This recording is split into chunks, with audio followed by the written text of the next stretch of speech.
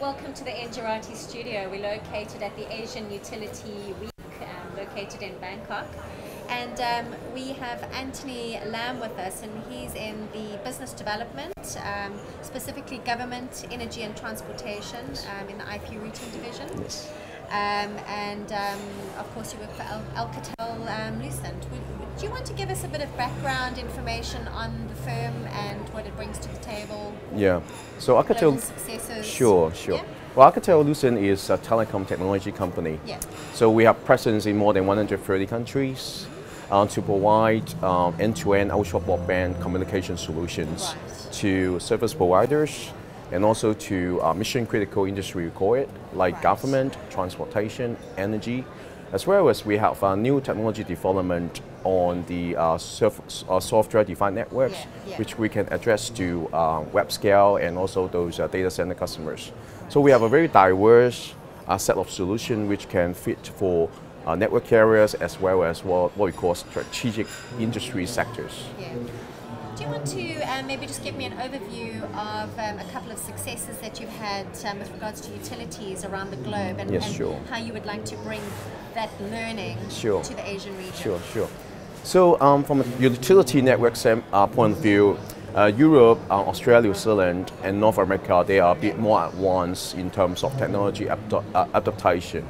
So for them, it has been like 5 or 6 years already since they deployed a new technology called IPM. Well, not a new technology, but a proven technology of called IPM pairs in the carrier space. But they use the technology also for utility applications to provide secured communication network infrastructure.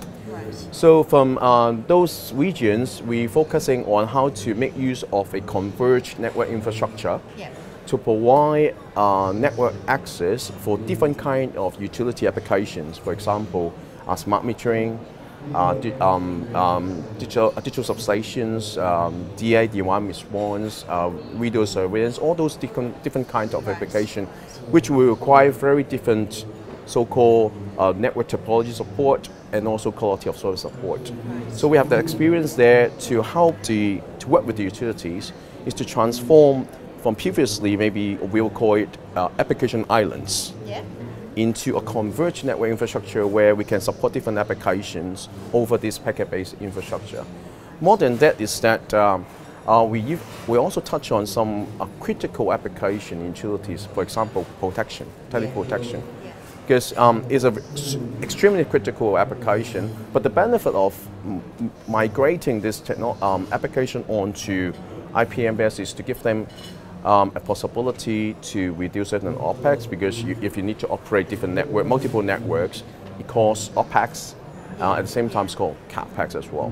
So this one, we're helping them to migrate onto the same infrastructure, and not only minimizing the OPEX and CAPEX is that when you have the application onto the same network, it's actually easier for you to manage.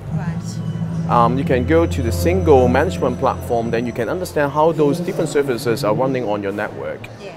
You have different issues coming from different requirements that you can white spot on the network, understand how you can mitigate it.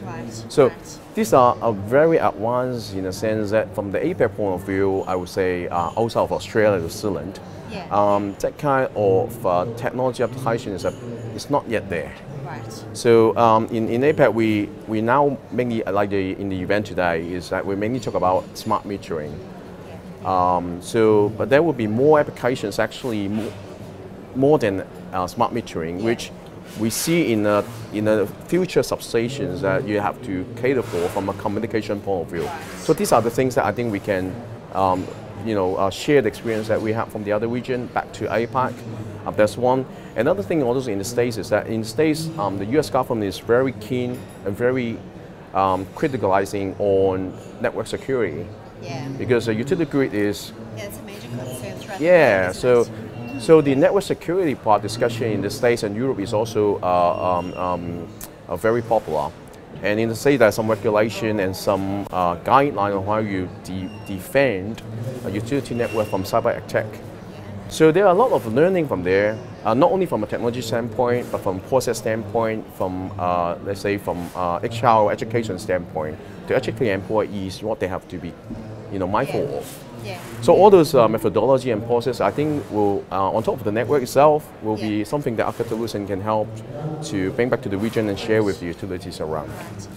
Obviously, there's a lot of opportunity in the region at the moment, and where do you think that the market is most ready? Which countries do you think are ready now for to move the next step forward with regards to platforms? Yeah, from the country point of view, I think North Asia, I would say, like Korea, Japan, Hong Kong, Taiwan, and also from New Zealand, Australia. So they talk about substation automation, maybe down to a very low level already, like 11 kV level already. So there will be more opportunities, say, for new technology, to basically automate the whole network infrastructure. Southeast Asia is definitely a very big potential, given the size of the network, the population, and the stage of the grid modernization we have right now. So I would say from a timing standpoint, Australia, New Zealand, North Asia will be coming first, and then followed by Southeast Asia. All right. The various challenges that perhaps you find yourself, or the company finds itself facing within Southeast Asia, perhaps government, certain delays. I believe that there's a lot of delays between pilots and actually, deployment. Do you want to discuss that a little bit? Yeah, from a smart grid development point of view, I think that definitely, like you said, there are several challenges. From a regulation standpoint, will there be any specific drivers from the government or from a regulatory point of view to drive the whole evolution? So like in the States or in Europe, because of the Green Initiative, the government actually give the utilities a mandate to reduce a certain number of CO2 emission. So those are the drivers that would actually stimulate or enable the utilities to accelerate the smart grid rollout. I think that's one. Also, the other key factor, I think, is the business case behind the whole smart grid program. As a balance of how you want to increase your reliability and the availability of your grid. So the more that you want, obviously, the higher the capex that you have to spend on the network. But there's always a balance that you have to strike along a multi-year roadmap. And I think that's something that will take some time to understand. I think the third point also is because in Asia, it's a bit diverse in the sense of the local requirements. So there will be areas that is not so easy to access to. I think all these factors also add to the difficulty of rollout. So I think the potential definitely is there, but I think there will be a factor of the regulatory, there will be a factor of the budget, there will be a factor of what will be the smart grid roadmap for a particular utility to achieve in the next 5 years or 10 years to come. So it's a big question mark, but a lot of things behind. Quite a few challenges that just need to be overcome before anybody can take advantage of these opportunities. Well, I think technology is always there. It's a matter of how you build the technology in a way can help you the best way that you want to achieve your goal. Absolutely. That might tie into what I'm going to ask you, my very last question for you. This is now the last day of the event. Walking away from here, what advice would you like to give utilities and perhaps even the government entities? What advice would you give them? Well, I think from a government standpoint, I would say is that we have to understand the outcome, what's the ultimate outcome we want to achieve, not only from an electricity supply standpoint, but maybe to the citizens' life, quality of life standpoint. Because a smart grid can enable a lot of different things. It's not only about reliability. It may even enhance the living standard, inside the home as well. So I think that the different goals that you may want to achieve, but the government standpoint is, I think we have to really clear is what are the achievable targets that we want to have and by when. And from translating into regulation which can enable or help the utility to achieve that goal. And also to get the consumer to be involved, because I think consumer involvement is a very critical factor to the success of a smart grid rollout. So if the consumer they're reluctant to take, let's say, demand response, they're not happy with time of day charging, it's always a difficulty there. So the government, I think, is an enabler Right. in some sort, to educate the consumer as well, to help the utility to migrate into it. So from a utility point of view, I think it's also seriously they have to work with different departments and also their customers and also the suppliers, the technology providers, is to construct a very clear technology, smart grid roadmap. Yeah, yeah. And have a really holistic Exactly. point of view of when you And go in. and along that, it's not only about the technology, you know, how many new equipment that you put on the network, how Right. fast the network that you build, but also I think very importantly is the internal education Yeah.